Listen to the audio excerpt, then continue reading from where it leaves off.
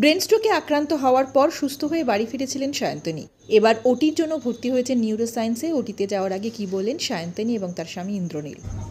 আবার নিউরোসায়েন্স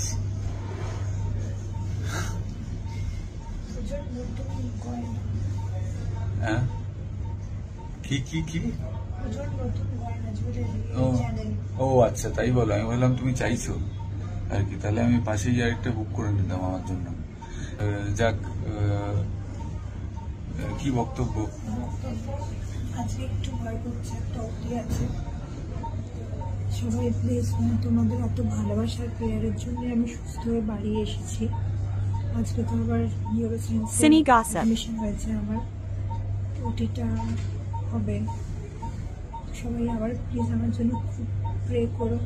তোমাদের এই ভালোবাসা প্রেয়ার্স খুব নিডেড।